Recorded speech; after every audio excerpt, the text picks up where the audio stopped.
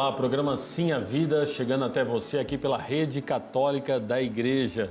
Esse programa aqui em parceria com a Casa Provida Mãe Imaculada nos atualiza dos fatos, das situações em defesa da vida, quando necessário a crítica também da cultura de morte. Para isso, no programa de hoje, nós vamos estar tratando de um tema muito relevante, é a questão do controle demográfico e também a defesa da vida. Os dois temas estão muito associados.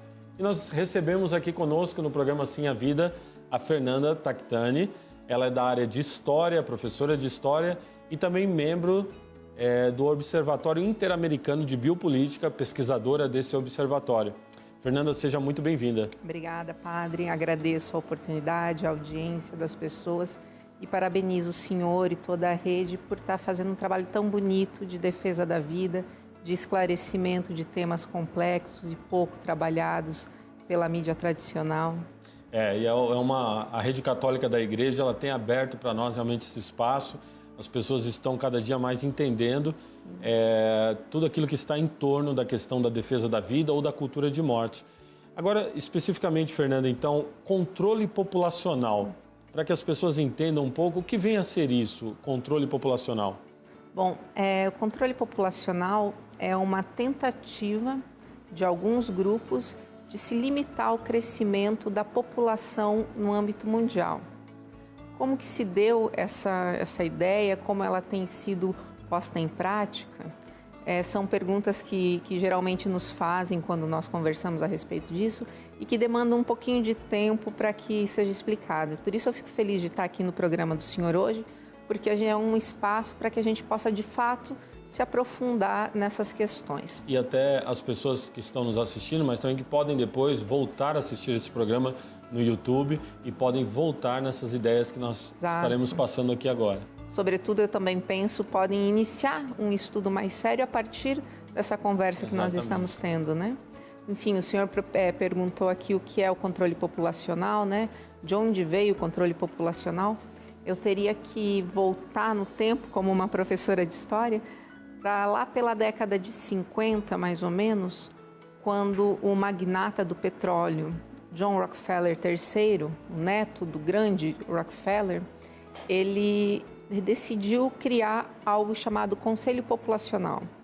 E o que era o Conselho Populacional? O Conselho Populacional era um grupo do Rockefeller junto a 3 dezenas de especialistas em demografia que se preocupavam com o crescimento populacional observado no mundo.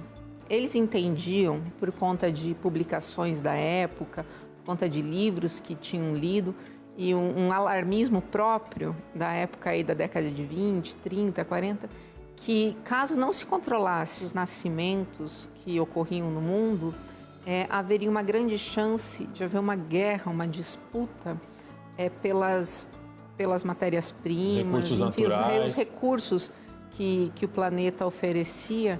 Então, essas pessoas viam o controle do crescimento populacional como uma maneira de evitar as guerras. Fernanda, estaria ligado com esse pensamento de que os países mais pobres, geralmente a população cresce mais, então eles iriam usar mais os recursos do planeta e por isso talvez ia faltar recursos? Exatamente. É exatamente esse o pensamento. Então, eles se ocuparam de controlar os nascimentos, de controlar o número de seres humanos presentes no planeta Terra, sobretudo nos países em desenvolvimento, nos países subdesenvolvidos, como a Nigéria, o Brasil, a Colômbia, o México, o Egito, a Índia. Então, houve a criação de um Conselho Populacional em 1952, que era uma tentativa de efetivar ações, de pôr em prática ações que de fato levariam ao controle dos números de nascimentos no planeta Terra. E quem que deu continuidade a essa ideia de controlar a população no mundo, dos países mais pobres, inclusive nós, brasileiros? E aí, quem a partir desse momento, desse dado histórico que você está trazendo para nós, quem que vai levar adiante isso? Bom, o senhor está me perguntando exatamente quais são os agentes históricos, os agentes né? Trabalham aí. Porque a gente fica falando e se a gente não dá nome aos bois, parece uma teoria da conspiração. Mas, de fato, você consegue encontrar grupos que atuaram de uma maneira muito significativa nesses campos. E alguns desses grupos, que eu poderia citar aqui, a Fundação Rockefeller num segundo momento, porque primeiramente, quando o John Rockefeller III apresentou essa tentativa de controle, essa linha de ação para a Fundação Rockefeller, os executivos da fundação recusaram. Eles tinham plena autonomia, os estatutos davam a eles plena autonomia para recusar uma mudança de rumos da fundação. Certo. Que até então a Fundação Rockefeller tinha desenvolvido trabalhos que realmente visavam o bem da humanidade, mas trabalhos ligados à medicina sanitária, à questão de educação da população mais pobre. Então, quando foi apresentada por John Rockefeller III essa tentativa de mudar o escopo de ação e colocar ele como... Aí a Fundação Rockefeller, então, ela não, de início ela não entra, ela não assume. Qual outra fundação? De início não, porém, John Rockefeller III vai ser um consultor consultor informal, digamos assim, da Fundação Ford, que ela é nova, ela é fundada em 1936, mas depois da morte de Henry Ford, a fundação acaba se tornando a maior fundação do mundo, porque cerca de 90% da fortuna de Ford vai para a Fundação Ford. Estamos falando da Fundação Ford ligada à empresa Ford que produz veículos. 90% da empresa, que assim que o magnata morreu, 90% dos fundos dele foram destinados a essa fundação. Então, é uma fundação muito robusta, né? Com muitos ativos econômicos e que, tendo uma consultoria, mesmo que informal, de John Rockefeller III, conseguiu levar a cabo essas questões de população. Por mais, então, que num primeiro momento John Rockefeller III não tenha levado a Fundação Rockefeller a desenvolver esses trabalhos, ele conseguiu, através da influência dele junto à Fundação Ford, fazer com que essa fundação trabalhasse efetivamente. Tanto é assim que... Nós vamos para um breve intervalo agora. A Fernanda vai continuar apresentando para nós esses dados, nós vamos conhecer um pouco mais daquilo que está por trás de uma tentativa de controle populacional. O programa Sim, a Vida Retornando, segundo bloco, estamos falando sobre a questão de controle demográfico ou populacional em relação com a questão da defesa da vida. Para isso temos aqui conosco a Fernanda Tactani, ela que é investigadora na área, ela que faz parte do Observatório Interamericano de Biopolítica. Fernanda, aí no bloco anterior, você colocava a questão desse controle populacional ligado a fundações que são os agentes aí. Você falava para a gente da Fundação Ford. Fundação Ford, que foi a principal doadora para a criação do Conselho Populacional, que é o órgão que vai levar a cabo essa política que tenta controlar os nascimentos no mundo, né? Só um esclarecimento, esse controle, esse órgão, desculpa... Esse conselho, ele está ligado a algum país específico? Não, na verdade, ele é uma organização que transita entre as nações. Claro, nasceu nos Estados Unidos, mas por muito tempo não operou lá. Porque, inclusive, por medo da opinião pública e da Igreja Católica, eles acharam por bem não começar a fazer operações nem nos Estados Unidos e nem na América Latina, que era um país, eram regiões em que havia uma forte presença da Igreja no debate público, né, em questões ligadas à moralidade, à ética, às leis. Então, os primeiros alvos, por assim dizer, do Conselho Populacional são países onde a Igreja não está presente. Tem uma influência tão grande da Igreja. Por exemplo, a Índia, a Nigéria, o Egito, né? Então, não dá para se falar que, a despeito da sede ser em Nova York, não daria para você falar que é uma organização americana. Num primeiro momento, não é. Mas, como um dos trabalhos, uma das funções do Conselho Populacional, que é esse grupo de pessoas que tenta, de todas as maneiras, controlar o nascimento no mundo, os nascimentos no mundo, uma das tentativas deles, e que de fato obteve sucesso, foi de fazer lobby junto aos políticos americanos. Então, num segundo momento, de fato, podemos falar de uma atuação norte-americana, porque depois que o governo americano foi cooptado pelo Conselho Populacional, ele acabou agindo para ajudar que se controlasse e que se controlasse os nascimentos e se expandisse o aborto no mundo. E a partir daí eu imagino que o dinheiro público americano, ou seja, o dinheiro da contribuição dos americanos, passa a ser usado também para implantar o controle populacional no mundo. Sim, nós estamos aqui falando, só para para esclarecer, porque às vezes pode parecer meio confuso, de duas linhas de ações diferentes. Primeiro, um lobby junto aos políticos, para que de fato aconteça isso que o senhor falou, para que eles possam usar o dinheiro do contribuinte americano para financiar programas de controle, de disseminação do aborto, do uso de DIU no mundo inteiro, no mundo afora. Isso aconteceu de fato e através da USAID, que é a agência americana para ajuda ao exterior, eles implementaram programas que ensinavam os médicos a abortar, programas em que se forneciam kits para as mulheres para que elas abortassem. Tudo isso daí foi feito de fato com dinheiro americano, com dinheiro proveniente do Estado americano, por conta de um forte lobby do Conselho Populacional junto aos políticos. E além disso, tem as fundações, no caso aí você mencionou duas, inclusive a Ford, que também vai patrocinar isso. Exato, e que subvencionavam o trabalho do Conselho Populacional. Então, o Conselho Populacional, no final das contas, quando você vai pesquisar, no fundo era a Fundação Ford, né? Porque era dinheiro da Fundação Ford. Depois, como eu falei que no começo a Fundação Rockefeller não se envolveu, mas depois, de fato, o John Rockefeller III conseguiu modificar os estatutos da Fundação Rockefeller e ela entrou nessa questão do controle populacional. E antes disso, eu falei que uma das linhas de ação era o lobby político, outra, e é bom a gente perceber isso, como de fato eles se dedicam ao estudo, como se dedicam a dar um passo de cada vez. Um dos objetivos do Conselho Populacional para alcançar seu objetivo maior, que era o controle de natalidade, o controle dos nascimentos no mundo, foi qual? Foi o de formar pessoas capacitadas para dar opiniões científicas relacionadas a questões demográficas. Seria formar pesquisadores, professores, médicos?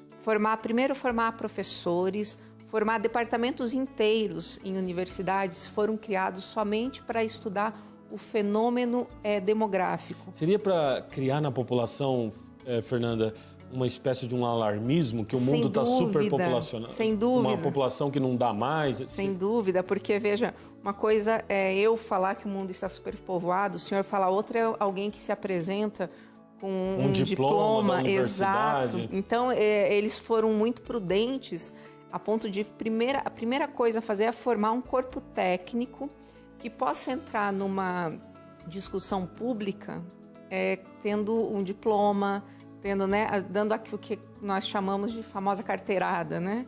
Então, eu sou especialista em estudos demográficos. Mas veja, esses estudos demográficos, desde sempre, foram financiados e foram desejados por aqueles que, de antemão, já queriam controlar. Então, como confiar no resultado dessas pesquisas se elas já foram feitas por pessoas que já tinham decidido que havia pessoas demais no mundo e que se deveria controlar esse número de pessoas? Acho que isso é um dos pontos que você está trazendo para nós aqui, muito importante. Nem sempre que uma pessoa se apresenta com seu diploma, dizendo com sua, né? Exatamente, não significa necessariamente. Nós temos que nos questionar em nome de quem essa pessoa está falando, qual o objetivo dela no que ela está dizendo, porque nós podemos aí ter uma grande influência na tentativa de mudar o modo de pensar da população. Inclusive, nós vamos, no programa, continuar falando um pouco sobre isso ainda. Nós vamos para mais um breve intervalo, o programa Sim a Vida. Já retornamos para essa questão tão importante. Fernanda, eu tenho aqui uma citação, que inclusive nós coletamos, a produção coletou de materiais teus, onde você cita o Martini George, um demógrafo, e ele diz assim: para ajudar a convencer o público e os políticos da necessidade de tais políticas, ou seja, a política de controle populacional, e para implementá-las eficazmente, foram direcionados recursos vultosos para a formação de recursos humanos em demografia e temas conexos, assim como para a geração de dados e análise dos mesmos. Aquilo que você nos apresentava, né? Foram trabalhados para formar pessoas que vão, eu vou até usar uma palavra forte aqui, manipular a opinião pública. Exato. Vou usar essa palavra. Eu gostaria de saber com você agora o seguinte, no Brasil, como que a gente tem percebido isso aqui no nosso país? Bom, essa citação que o senhor acabou de ler, de fato, ela faz parte de um estudo desse pesquisador brasileiro sobre o início dos estudos demográficos no Brasil.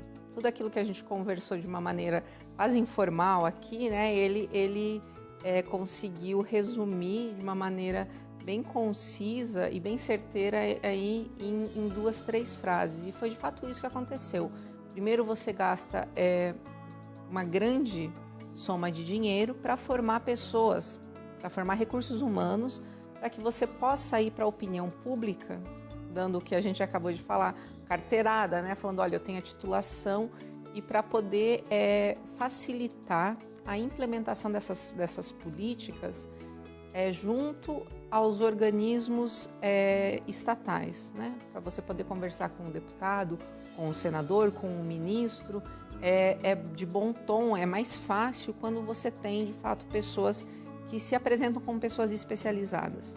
E foi esse o caminho que o Conselho Populacional seguiu praticamente no mundo inteiro. No Brasil não foi diferente, como atesta esse artigo que o senhor acabou de citar.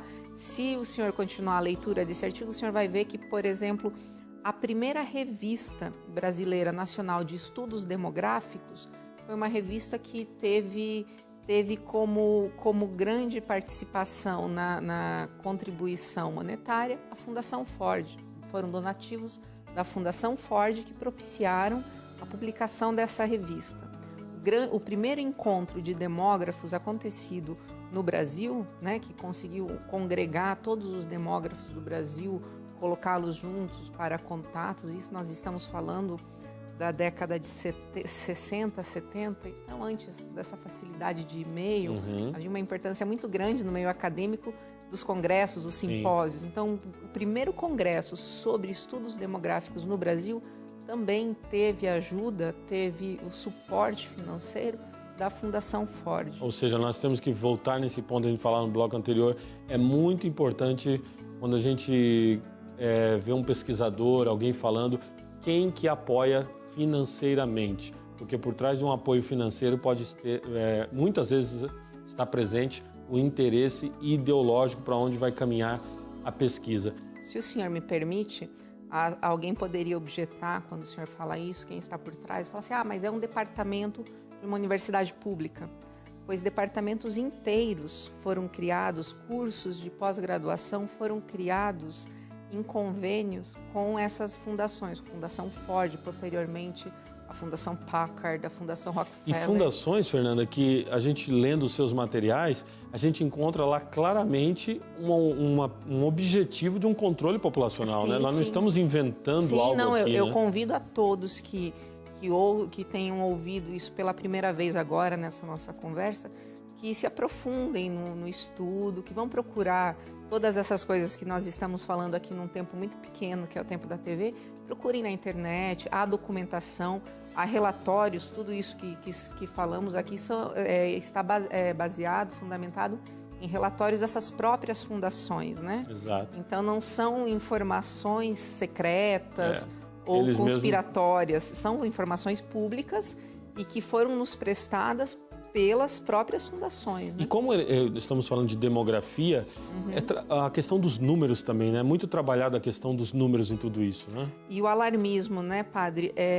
Todo mundo falava que o Brasil precisava diminuir o tamanho de sua população, que o mundo precisava diminuir o tamanho da sua população. E hoje, quando nós olhamos para a situação do mundo, nós nos deparamos, na verdade, com um problema contrário, que é a falta de nascimentos. É interessante, esses dias eu estava lendo uma matéria, no Japão, dentro de 40 anos, se venderá mais fraldas geriátricas do que fraldas infantis. Nós hoje estamos tendo que nos virar com o senhor de um problema previdenciário, porque nós não temos mais pessoas que contribuam o bastante, a nossa pirâmide demográfica se inverteu, de modo que você não tem mais jovens em número suficiente para poder pagar as pensões dos idosos, né? Então, o que nós estamos vendo hoje, na verdade, o problema a ser resolvido é o problema do inverno demográfico, da falta de pessoas e não da abundância de pessoas.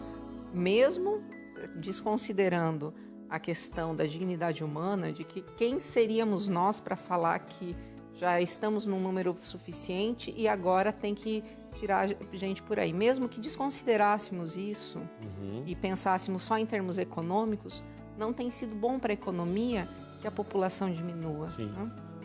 Isso que você está falando também me leva a pensar o seguinte: de certo modo, esse trabalho que, como você nos colocou muito bem aqui, desde os anos 50, vem sido feito para controlar a população, para que nos países mais pobres, estamos falando de nós, brasileiros, estamos falando da Nigéria, na África, estamos falando do Egito, como a Fernanda colocou, a população não cresça nesses países. Isso me faz pensar o seguinte, Fernanda, não sei se você concorda, que de certo modo eles têm tido um êxito. Sem dúvida. Porque a mentalidade corrente no meio da população, no meio das pessoas, não podemos ter mais que um filho, dois, mesmo o casal tendo condições. Você, por exemplo, mãe, novamente está gestando, mas a gente percebe isso que mesmo em casais que têm condições financeiras, poderiam ter 5, 10 filhos, a mentalidade já é que não dá para ter muito filho porque não cabe mais gente no mundo. E nós acabamos aqui conversando só da questão populacional e parece que não tocamos na questão da vida, né?